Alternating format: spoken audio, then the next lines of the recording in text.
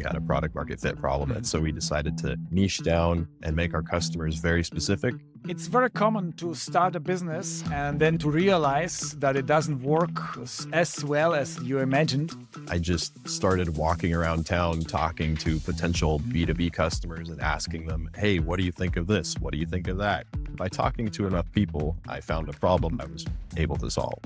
I think B2C is more about marketing and B2B is more about sales. I think it was Alex Hormozy that said, the people that win in entrepreneurship aren't the ones with the best ideas, they're the ones that last the longest. I'm just going to outwork everybody else until I win.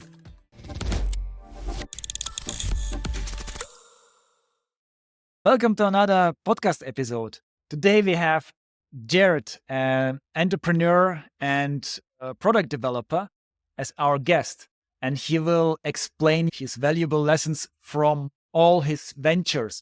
So please tell me more about your current project and how did you decide to go to this direction? Sure. So right now I'm working on a business called Pixgenie full-time, and it's a startup that's catered towards small screen printing shops. People that do screen printing typically have a problem where if their customers come to them and say, hey, I want to buy one shirt, it's just not cost effective. And so we're working on a tool to solve that problem. And I got involved by that. It's a really roundabout way. I started a company that was doing AI images on e-commerce products and really struggled to grow and scale that. We got some sales, but we had a product market fit problem. And so we decided to niche down and make our customers very specific. We also went from direct to consumer to B2B. And I think that was a pretty good move because we're hearing a lot more positive stuff about what we're selling. It's very common to start a business and then to realize that it doesn't work as well as you imagined because there are so many things we don't know. How did you decide to pivot?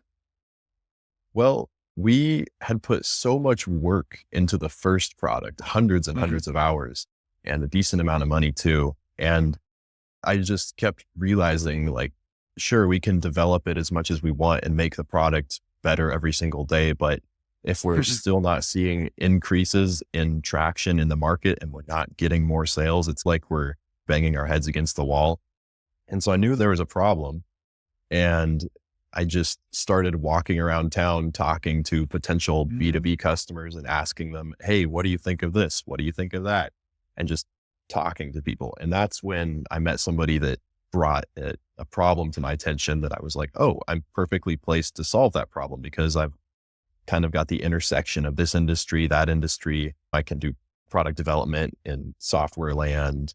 And it was really just dumb luck, honestly. But by talking to enough people, I found a problem I was able to solve.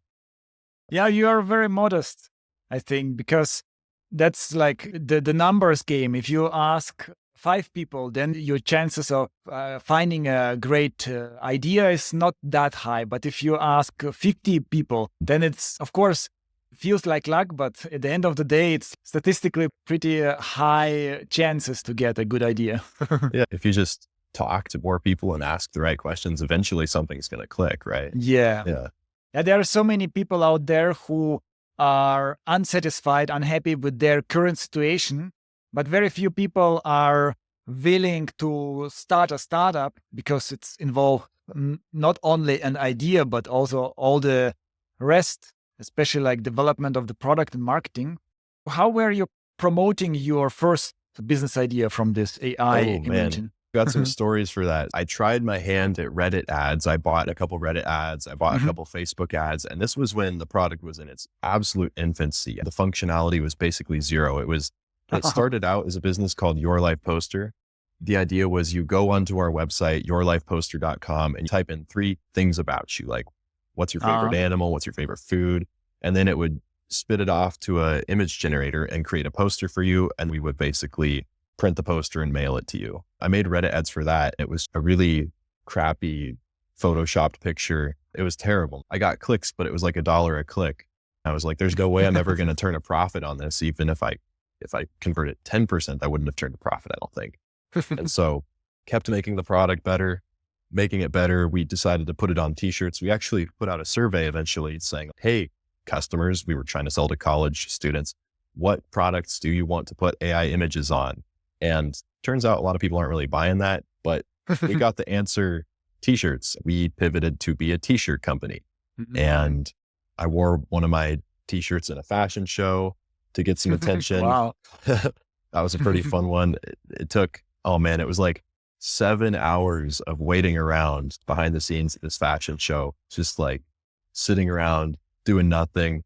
And then finally you get to go out on stage and you're on there for maybe 30, 45 seconds. And it's all that waiting for just that exposure. Wow. But made some posts about it, tried to show that we're doing unique stuff. And then I would set up a table on the school campus to try and get people to come by. I did LinkedIn posting. I would talk about it on Reddit. That's how I tried to get initial traction. And now that we pivoted to B2B, it's a little bit easier because you can just pick up the phone. Yeah, you created some other tool, so you probably understand when marketing is working well or not. So you have like a benchmark. I would like to know about your other ventures, but we will do it later. Let's focus on this project for now. The first question I have is, what is the difference from entrepreneurship perspective between B2C and B2B?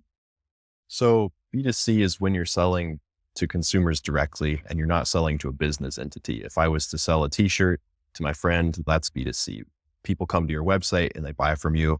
I'm not super well versed in the industry, but I believe you're concerned with things like, what's your conversion rate on your website? How many people that come to your website actually end up making a purchase? And you're going to look at different metrics and return on your ad spend and stuff like that. And then B2B is when you're selling to businesses. And I personally think that's a little bit more fun and easier, because I can just call somebody at a business and I can say, hey, I know a lot about your industry. Can I ask you a couple questions? Do you have this problem? Hey, I think I might be able to solve it for you. Is that something you're interested in? And I think it's a lot more enjoyable, but that's probably because I haven't mastered online advertising. If I was good at that, then I think I would probably enjoy B2C as well. I think B2C is more about marketing and B2B is more about sales. Would you agree? Yeah, I think so. What I like about B2B is it's a bit more difficult maybe to get a client, but the client can bring you so much more value than B2C on average. It always depends, of course, on the business. And you're probably closer to the client as well. You can talk with him. Yeah. And it's because I'm trying to solve a problem and I'm trying to help them in their day-to-day operations. I want to get to know them and figure out what's working, what's not working. And so it's a closer relationship, and you get to fix your product faster, you get feedback faster, and you get to see it affect the real world, or that's what's going to happen. Yes. Would you generalize that B2B is better for first startups, or it's difficult to generalize for all kinds of businesses? I think it might be easier to start up with less money in some situations for B2B. For example, if you're a programmer trying to sell a software as a service, then if you can find a very specific problem for a very specific type of business, you can get a list of phone numbers and figure out if they might buy it. And then you can solve the problem if you think they would buy it. If you're trying to sell physical products to lots of consumers, then you've probably got a little bit more startup costs with that. I'm sure it depends on what you're making. Or if you're making a software for the general population, I would imagine that's also pretty tricky, because how are you going to get that many people onto it? That's not a problem that I've solved yet. I think it's a little less daunting when you're doing B2B, especially if you can quantify the return on investment. So if you say, hey, I'm going to sell you this software for $20 a month, but it's going to save you 10 hours of time, something like that, I think then it's a little bit easier to make the sale, I would imagine. Yeah, that's a good tip for our audience, especially with physical products involved. That means many things can go wrong. There are many things that you have to manage. And the more things you have to manage, the more problems you will have. It's easier in general to start with B2B, pure online. It's also easier to find some problem that B2B clients have. And if you can save them a lot of money or time, then it shouldn't be that difficult. Of course, there is always this locked-in effect. So B2B clients, they also need to trust you, because the bigger the locked-in effect, it means the more difficult it is for them to switch to move away from you, the more trust they need in your business. If you look like a startup, just started and one person business, then it's a bit more difficult. In your case, how difficult to convince B2B clients to your new business?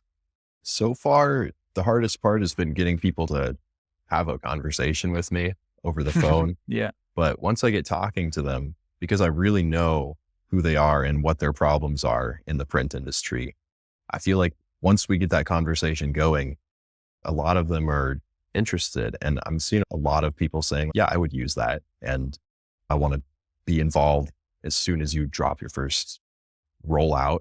Once you get over that initial first conversation and you can demonstrate that you understand their industry and their pain points, and you're like, hey, I know a guy that has this exact same pain point. Do you have it too? Then it's a lot easier. Yeah. Do you have some advice for our listeners who also need to contact B2B people, how to find the right people, which platform to use, and then especially how to conduct the call? If you can really niche it down and say you're selling something to ice cream shops, and maybe you know what type of ice cream machine they're all serving from, and maybe you're selling software that integrates with it or hardware, I would try and find a Facebook group where they all hang out. And I would talk to the shop owners and I would say, hey, where do you talk to other people like yourself? Maybe they've got a Discord group. Maybe they've got a expo that they all go to in person where you could set up a booth, or you could also go to your local library. And sometimes there will be business research resources there for free. You can pull up lists of business names by industry, phone numbers, and then you can filter down. You can go check out their websites and see if they're a potential customer profile for you based on what you're looking for. How was it for you when you started contacting the first potential clients? Like maybe not in this business, with previous businesses. It might be a little bit difficult to overcome this comfort zone. Oh yeah. I first started talking to clients or customers with the direct to consumer thing we were doing, trying to sell AI, design your own product online, print it and ship it to you. I was in college at the time. The students at my college had a shared Snapchat story. So I recorded an ad and uploaded it to the story because I knew it would get a guaranteed 2,000 views of people in the demographic I was trying to target, because everybody watched the story. That was pretty scary because you're putting yourself out there. You don't know if people are going to think you're stupid. You don't know if they're going to hate what you're posting. Another thing I did is I committed to posting one piece of content every day that's tied to my real name. That helped ease me into putting things online. And I'm definitely not a master of it, man. I've got so much to learn, but that helps with getting the word out and not being afraid to do it. Every time I catch myself procrastinating, I think about the potential return on investment I could get. What if something goes viral? What if everybody in the industry I'm trying to sell to ends up seeing the video? That's a huge return. It could happen. It's not unfeasible. When it came to the cold calling thing, I definitely found that I was procrastinating on that because everybody that talks about cold calling is going to say what I'm going to say. Cold calling gets such a bad rep. I heard a lot of people say that and I was like, well, you're just saying that because you want me to cold call for you. And that's probably true. But when I created something and found a solution that I thought actually was really, really cool and could help people, it was easier to stop procrastinating and say, okay, now I want to call them. I want to talk about this idea. I want to see if they're interested because I really believe in it. And having those conversations, I think they could probably sense that through the phone. They were more willing to talk to somebody who's excited. I'm like, dude, I think I can help you solve the problem you just told me about. I was definitely hesitant at first, but it turned out to be way less painful than I expected. You get a couple wrong numbers, a couple people hanging up, and I've got hundreds more to call, but so far so good. So you are looking up their phone numbers on yellow pages or something. How does your process look like? I was using a software called Gale Business Resource Now, something like that. I think they're going to be sunsetting it in 2025. And the one that I was using is incredibly glitchy. So I would go in and I would try and download all these phone numbers and I would only be able to get half of them. And then I'd have to go through this incredibly laborious process of go in, filter it, search, and you can't download the whole data set. You have to manually click your way through it, like page by page, and download each in an Excel spreadsheet and then filter out the data you don't want. It was a pain, but You just have to sit there and do the repetitive manual task and get it done, because a lot of people aren't going to do that. And that gives you an edge. Yeah, that's a good point, an edge. Yeah, I think many people, because of the comfort zone or because of the difficulty and like doing something new for the first time and putting yourself out there, they procrastinate and don't realize they are spending too much time on their website, on their logo, on all those things. And they think they are moving forward. But probably the biggest thing that will move your B2B business is just talking with your potential clients. I'm incredibly guilty of that, man. Sometimes I'll just do anything to avoid what really needs to happen. I'll tweak the font on the website or something like that. That's not making me money. Like, do you have some strategy to combat that? You already mentioned one, that to see the advantage of doing the cold calls, being more successful. I think it does help to talk to other people about what you're working on. I've got a fantastic guy on my team named Cohen, and we'll back and forth on priorities. And sometimes he disagrees with what I think is a priority, and that really helps. It also helps to write down one important thing to get done for the day. I got that from Tim Ferriss. You just say, this is the most important task of the day. If I get this done, I'll be happy. And then I can do other things that are working towards the goal. Maybe they're not the biggest block of the day, but they're maybe the littler things that I would use to distract me from the big scary block that I need to do today. And then you just knock that block out as soon as you can. I'm definitely working on getting better at that. But if you write down what you're going to work on for the day and then you keep seeing it, it's okay, time to pick up our phone. Okay, time to whatever it is. How do you deal with rejections? Probably you get a lot of rejections on cold calling, don't you? I don't think it's really a rejection. I think they just don't know. If somebody doesn't need what I'm selling, they don't need it. Maybe it's just not a good fit. And if they do need it, then they'll buy it. I don't really feel like I ever get rejected. Yes, that's great. It's like, if I can't solve your problem, it's not a good fit. And if I can, then you have no reason to say no. It's like a win-win for everybody. Do you have rude people sometimes? I'm just getting into it, man. So I haven't had too many calls yet. I've had a decent amount, but so far nobody's been particularly nasty. Worst I've had is a couple wrong numbers where they're just, why did you call me? And I like, dude, it's a wrong number. I'll hang up. Sorry. What other learnings did you have in this current business? One thing that has really been hammered into me by a couple people that I really respect is just talk to customers. So many people say that, but so few people actually do that. And it's not just a few customers. You got to talk to a lot of them. Just today, I got off a meeting with some mentors and they were suggesting get 20 people to say, yes, we're going to go for this next version of your product and we'll be there with you, helping you define what's going to change and what we like, what we hate, before you even make some code changes to what you've got. And I'm naturally a product development type of guy. My comfortable spot is head down programming, no distraction. That's what I'm naturally good at. And so to jump out of that into the real world of, is what I'm programming actually helping people? That's something that I'm not naturally good at that.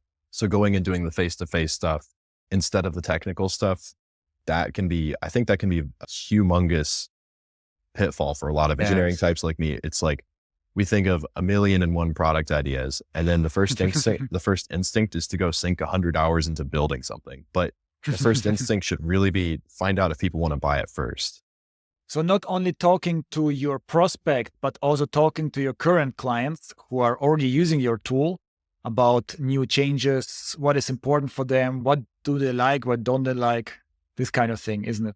Yeah, you got to have that feedback loop. And that's going to be really important as we're making this big transition in what we're offering. You got to be able to say, well, okay, this isn't working, but they're telling us what is working. So we'll build that instead of assuming what they want and building something they might not actually need. Do you have some experience with those calls? Could you share some, like, how does it work? People are annoyed or happy to talk to you? Are the ideas flowing, or are they like not so open at the beginning?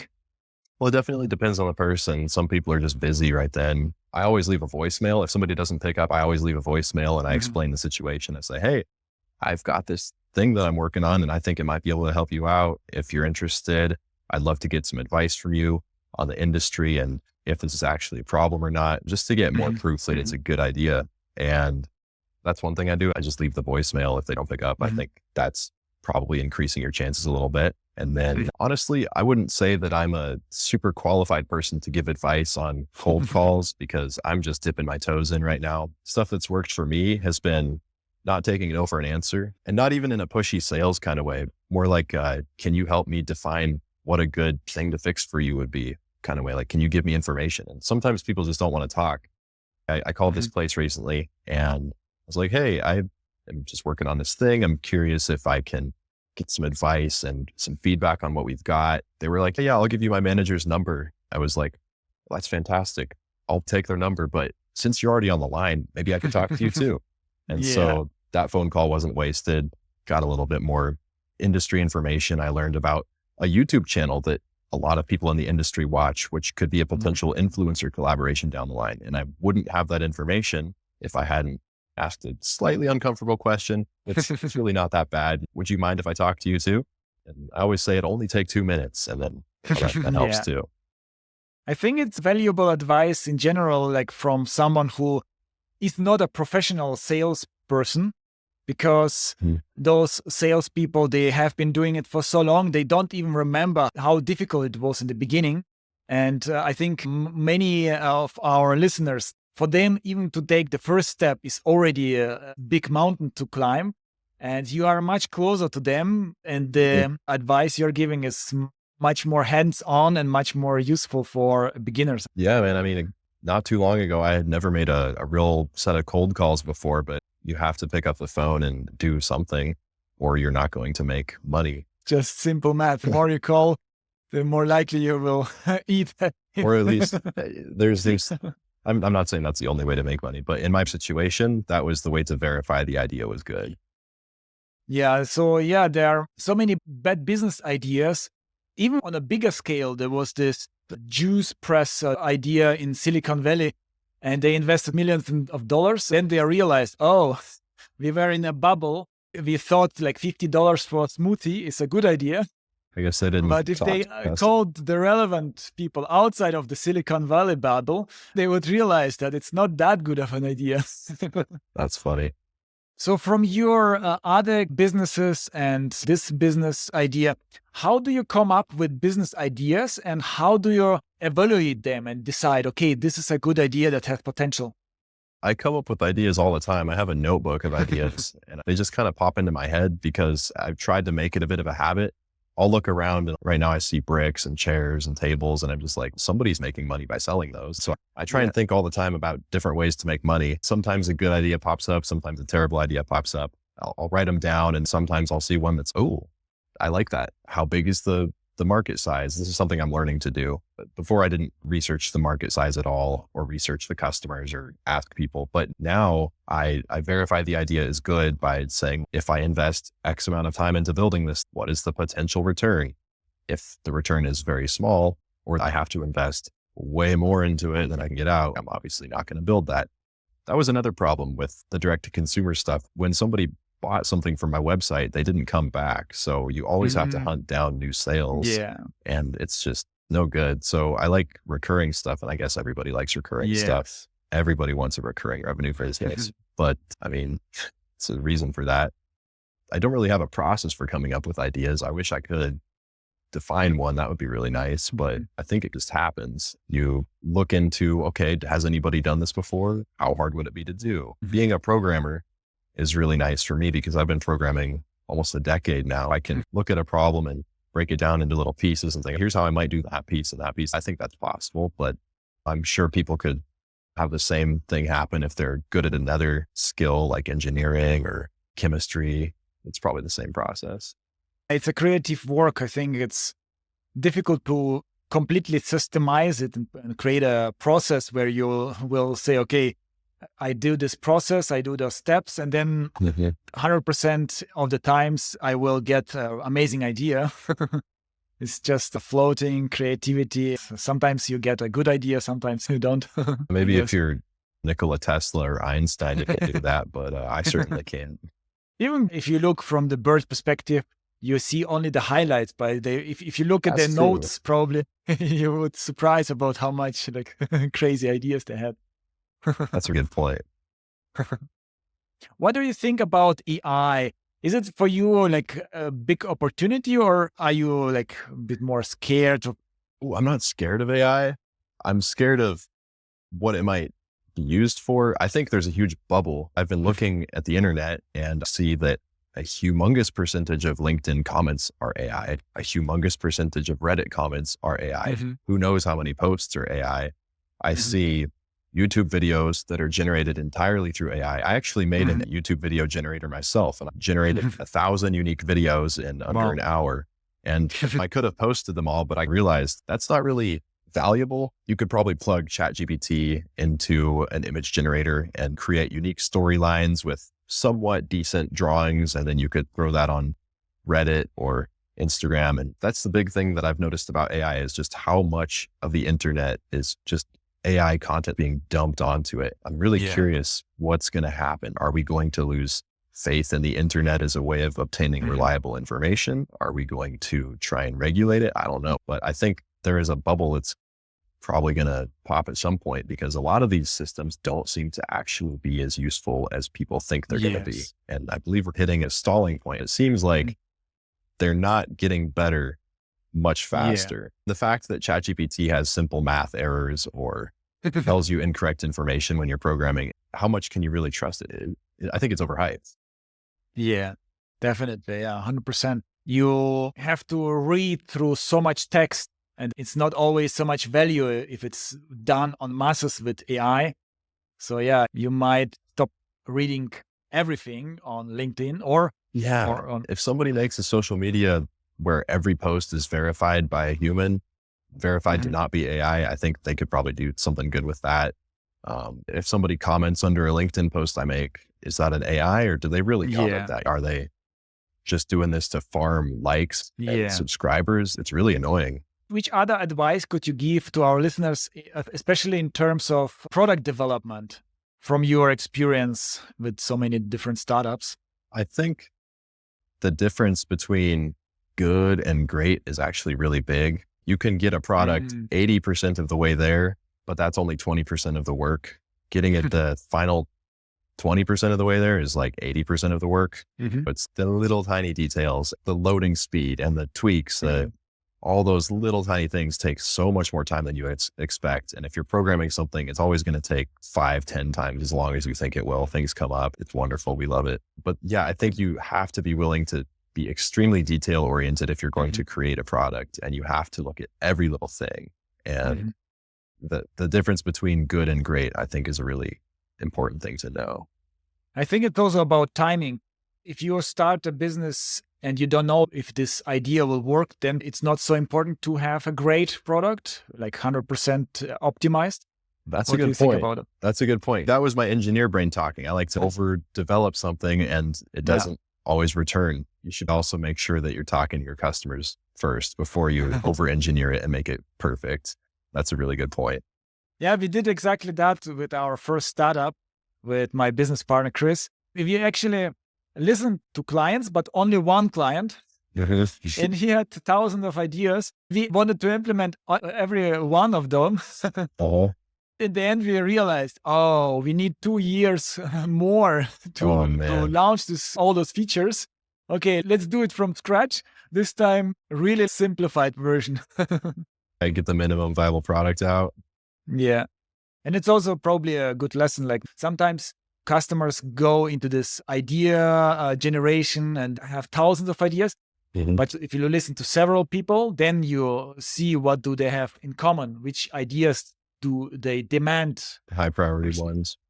Yeah. I started working on this thing alone, and I did that for a long time, like about a year. When I added another technical person to the team, the output easily 5x, because when you have two brains working on a problem and you both believe in the idea and you both are good at it, has to be a good person that you're working with. Yeah. Killer. But when you're back and forth ideas, the solutions come so much quicker because I don't think about things in the same way that Cohen does, the guy that I'm working with. He'll find a solution to a problem that I just never would even think of. And I'll do the same thing. Something that might have taken me a week to even consider Googling, he'll just Google it on the first try and boom, problem solved. It's highly recommend working with somebody else. Which kind of skill set does he have? Similar to yours or a little bit different? He's actually a mechanical engineer. He's brilliant though. And he picked up coding and all the niche things I was coding with very quickly. I decided to work with him not for his coding skills, but for his personality and tenacity. I knew that he could learn this stuff quickly because he's just that guy. And he's just got the brain for it. So I don't think they necessarily have to have the exact skill set you're looking for, but they have to be the right person. It's so important to me. How did you find this business? Is it your employee or is it the business partner? And we're working together right now. I met him on LinkedIn. I think LinkedIn's a fantastic way to meet people that you could work with or learn from. I love LinkedIn. It's my favorite social media. Wow, that's amazing. I like LinkedIn as well. I do a lot of things there. So from your experience with other startups, what would you say are the biggest factors for success and for failure? What can entrepreneurs do to fail a startup or to succeed? I know a whole lot about failure, so let's start there. Not talking to customers. I'm just going to keep saying that over and over because I've had that said to me so many times, and so many times I have not listened, and it really bit me. You got to talk to customers. I'm a very frugal guy, but I hear that especially, I was reading a Y Combinator article today. If you decide to raise venture capital, you have to not spend that money on stupid things. Like you probably don't need an office. You probably don't need this and that and the other thing. It shouldn't be spent willy-nilly. Got to invest that wisely. But then again, I've never raised venture capital and made a successful giant business. So maybe don't take my advice on that. Maybe do your own research. I think having a backup is really important for me. I don't have a lot of stress if this doesn't work out because I have a very good programming skill set. I have a bunch of connections that I've worked very hard to make. And I've got enough money in the bank to survive for X amount of time. And I know how long I have. When I start running out, it's time to go job hunting. But I'm not worried about ending up on the street because I set things up so that that wouldn't happen. So if you want to be able to devote yourself full time to something, save up, buy a window of time and have an exit plan. That's really helping me out. And I get to sleep very peacefully at night because I'm not scared of running out of money. Don't produce until you have intent to purchase. So if you're selling a physical product or software, don't necessarily make it until people want it. Because if you buy like 50,000 units of whatever you're selling and you don't know if you can actually sell it, you just wasted a heck of a lot of money and you're going to have stuff laying around. That probably tanks a lot of dreams. I think taking any opportunity to network that you can is extremely valuable. That's pretty standard advice, but going to entrepreneurship events, making sure that people in the industry that you're trying to sell to, you can't go wrong there. If you don't know anybody, it's probably hurting your chances. All right, great. That's a really awesome tips, advice. On your LinkedIn, I saw that you are good at certain things. Let's dive deeper into those points. The first one, using limited tools. Could you, to solve tough problems, could you elaborate on that? I love doing that stuff. If you give me a problem and you say, these are the constraints, I love to try and wiggle my way out of that box and solve it. I've always loved puzzle games. I grew up playing Myst and Riven, games like that. I love anything escape room-esque. So if you give me a problem and it seems like you can't solve it because there's this technical constraint here or there, that's actually something I really enjoy doing.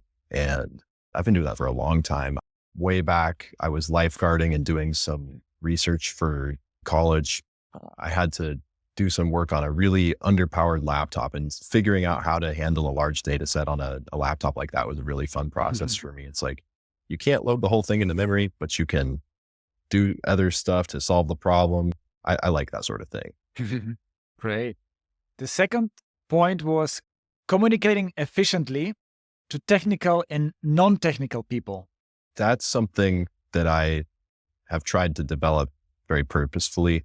I've tried to do speaking stuff, public speaking whenever I get the chance, and especially technical public speaking, trying to explain a complicated idea to an audience that isn't necessarily, maybe they haven't researched that stuff before. I think that's a really good trait to have. And this LinkedIn it's kind of like a hodgepodge. A lot of this stuff is when I was looking for jobs, and right now I'm founding a company. So it's optimized for saying, hey, look, if you hire me, I'm the engineer that can explain things. I think those are two things that are hard to find in a person sometimes. And that's why I tried to create that juxtaposition there. I think if you can do technical stuff and also explain it to people, that's pretty valuable. So I tried to build that skill. Yeah, I've seen situations where it's not only with technical, but also in marketing, where people are talking so complicated and using so many terms. And I look at the listener and he doesn't follow anymore. So you can have Einstein ideas, but if people don't understand that, it doesn't have any value for them. You could be such a good programmer or engineer, but if you can't tell people what you're working on, good luck, dude. Yeah. Yeah. And why is it important? On our previous episode, we had a mathematician and he has an idea how to change society. And it's an amazing idea with mathematics, but people don't understand what he means. And not so many people care about that. Yeah. It's a tough thing to do both, I bet. Yeah. Would you consider yourself an introvert or extrovert? For the longest time, I thought I was an introvert, but I think that I'm starting to become a little bit more energized by doing extrovert activities that I enjoy. If I show up to a party and I don't like the people there, that's going to drain my energy. But if I like the people there, then I'm having a great time. So I think it just depends on the situation for me. I'm perfectly happy spending all day alone though. I was asking because you mentioned you try to do as much public speaking as possible. And probably the listeners might say, oh yeah, you are as extrovert, it's easier, but I am introvert. And for me, it's so much more difficult. I definitely didn't do it for the joy of it. I just did it because I knew it had happened. Yeah. For me, it's the same. In the beginning, like 8 years ago, I didn't enjoy so much those social events, and public speaking was horrifying for me. Do you like it now? But yeah, it's changed so much. Yesterday, I was performing, I was doing improv theater in front of an audience, and we do it every second week. I didn't feel this anxiety. Everyone is staring at me. There are lights. And it wouldn't be possible 7 years ago, but step by step, you expand the comfort zone inch by inch. I bet it helps if you enjoy what you're talking about or enjoy what you're doing. People. That probably makes it a lot easier. That's true. If I find like interesting entrepreneurs, we can talk for a very long time, or some other interesting topics. Sometimes it's not going anywhere, but sometimes you lose yourself, and then I had situations where I had to force myself to social events. And I said, okay, I will make a deal with myself. I will go just for half an hour at least, or 1 hour. And then it was so much fun. I was the last one to leave. If you just make yourself start, then it's not that bad, huh? Yeah, exactly. So the next point was prioritizing your tasks according, especially the big picture. That is... I guess it's a little more difficult to talk about that one. I'm trying to think of a good example here. I suppose one could be a lot of the stuff I've been talking about in terms of talking to customers. Should I work on a logo? Should I do this? Should I do that? What's the highest return on investment activity I can do right now? I like trying to figure that out. And sometimes it's difficult to accept the answer and do that thing, but I'm trying to get better at that. So I would consider that a skill that I'm moderately good at.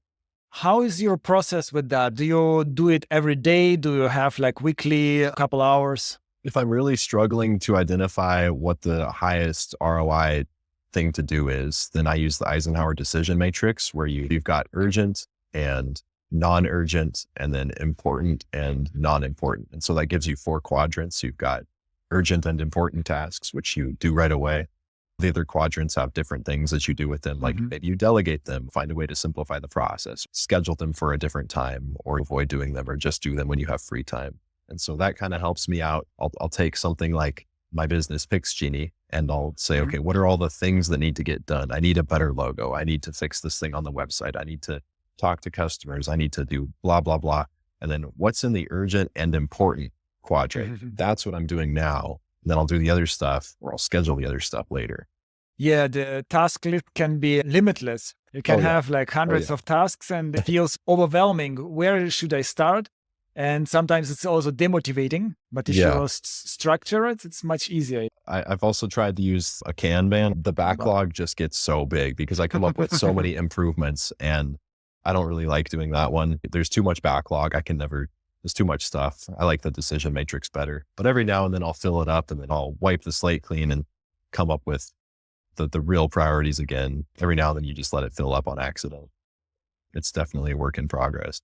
Have you had a client as marketing agency and this guy was like, why don't you want to implement, I want round corners on the website and not the normal corners. There was some technical issue with that because it was difficult to implement with all those devices. And he said, I have been planning this whole concept for the whole week. And I ask you one question. Do you think this change will increase the revenue of the startup? Yeah, is that urgent and important, or is it just important, or is it even important at all? You've got to ask yourself that stuff. And especially if you have this as a startup, I don't know how about you, but usually it's all about generating revenue. And if you look through this lens, then you realize that so many tasks are actually not that important. Yeah, I cannot wait for the day when we are cash positive, including the time that I put in. That will be a very nice day. And it's like, you got to do the stuff that gets you there instead of the distractions. Yes, exactly. So if you focus on generating revenue, then it gives you more possibility. You are more likely to survive and you're more likely to grow to a point where you can delegate and focus more on the things you like, creating new ideas. Yeah. I guess it's like the initial steep part of the mountain, or maybe it gets steeper later on. I don't know. It feels pretty steep right now, but I hope it doesn't get steeper. But if it does, that's okay, I guess. But I don't know. Maybe once you get over this initial part and you buy a little breathing room, I like to think it gets easier. I don't know. I've never been there. Even if it gets steeper, but you are more skillful and you have more resources. So for you, it doesn't feel like steeper. It's from beginner perspective, it looks like even more difficult. Like for Zuckerberg or for all those successful business entrepreneurs, it looks like, wow, how many things they have to juggle. Like Amazon founder Jeff Bezos, for example, thousands of projects, but he becomes better in delegating and he has so many resources, he has so many people. So it becomes easier probably for the person. I bet this stuff that's seeming almost insurmountable to me today, I bet that's going to be the easiest thing in the world in 5 years. Yeah. That's the case. Yes, definitely. Did you notice that happen to you? Yes, absolutely. In the beginning, it feels so overwhelming because you have to take care of so many different things. But then you can outsource so many things like design, for example. I can spend so much time designing certain things or doing this HTML website, and I forget all the time how to change certain things. Yeah. And if I give it to an expert, it's not that expensive, but he can do it 5 times faster and better. So I don't need to care. I have also assistants and freelancers and like team members who are doing the whole project by themselves. And like we have certain revenue streams in our agency with our 30 something websites. And our assistant is managing everything and generating revenue with selling guest posts and stuff. And once in a while I check for the progress and I don't need to do anything. So it's really fun, this kind of business. Was that a difficult thing for you to start doing, is to start thinking in terms of delegation and hiring and outsourcing? Was that a scary step to take? Yes. For many years, I have been doing it alone. Everything I was doing alone with the mindset, okay, I don't have enough money to outsource and it always costs so much money. And if I hire someone cheap on Upwork, then it's such a bad quality. But there was one point I realized, wait a moment, if I pay a little bit more to those Upwork freelancers, suddenly I get a decent quality and they are fast and they are so much better than I. I have time for other things.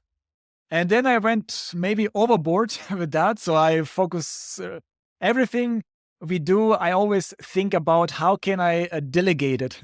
Nice. I've done a tiny bit of that. I'm still dipping my toes in. I remember it being pretty scary the first time. It's like, can I hire somebody? Can I do that? I was like, yeah, you can. But that's Yeah, it's not only for very successful startups and big budgets. You can always start with small steps, virtual assistants. Even if they help you 5 hours, that's valuable 5 hours that you don't need to spend time. Especially for me, as a creative person, I really hate routine work, like accounting or copy paste. If I do routine, my brain starts generating business ideas or some other ideas. So I stop and then I write down, and I'm so inefficient with routine Yep. tasks. Yep. I know what you mean. And I have people who love routine tasks. You give them and they can work for 10 hours a day and they are the happiest with that. And it's win-win. I think I would go crazy. Yes, exactly. And they really appreciate it. They really like it. And they are pretty affordable. I think they are very happy to have those opportunities because, it's for them, it's good money and good opportunity and favorite thing to do. They cannot mess it up so much compared to coming up with ideas. For some people, it's much more difficult. Yeah, for sure. And now I would like to talk about the next point on your strengths, which is positivity in difficult situations. Yeah. I saw a quote, I forgot who it was, but it was, if I had known just how hard it was to start a startup, I never would have done it. And he goes on to talk about the ridiculous optimism that he had as a founder. And that's why he succeeded, because he didn't realize just how hard it was. So I read that and I was like, thanks for pulling back the curtain, dude. Now I know that sucks. I just try to hold on to that. I just say optimistic things and force myself to believe them. Every time something comes up, and things come up every single day, there's extreme highs and extreme lows. There's not a lot of just medium work. Every time there's an extreme low and you're like, this is never going to work, I always replace that and I will verbally say out loud something like, no, I'm Jared Kelnhofer and I never give up and I'm going to win. You just have to do something like that to get yourself out of the brain funk. You just have to be like, there is a way to do this because other people have done it. Therefore, I can also do it. Yeah. You can't quit after 1 week. You can't quit after 1 year. I hope I don't quit within 5 years. I'm not planning on it, because I think it was Alex Hormozy that said, the people that win in entrepreneurship aren't the ones with the best ideas. They're the ones that last the longest. Yes. So I'm just going to outwork everybody else until I win. That's such a good statement for the final part of our podcast episode. And as the last thing, would you say something to our audience? First of all, do you have something on your mind? And second of all, would you like the audience to do something like connecting with you on LinkedIn? If you want to connect on LinkedIn, it's Jared Kelnhofer, Kelnhofer. Good luck spelling that without help. Yeah, we will add everything in the description.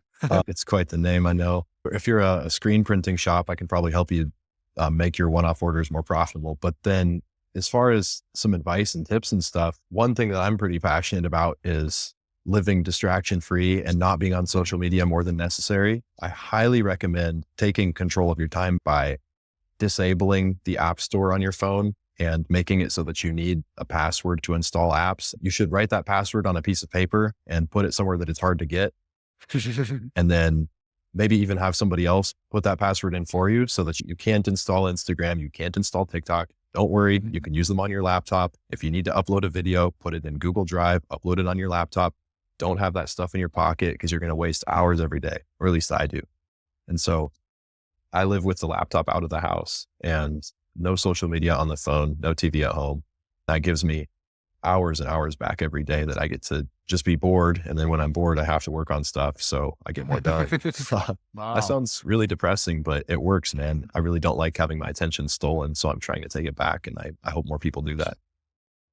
Oh, that's a very strong advice. I know it from my experience.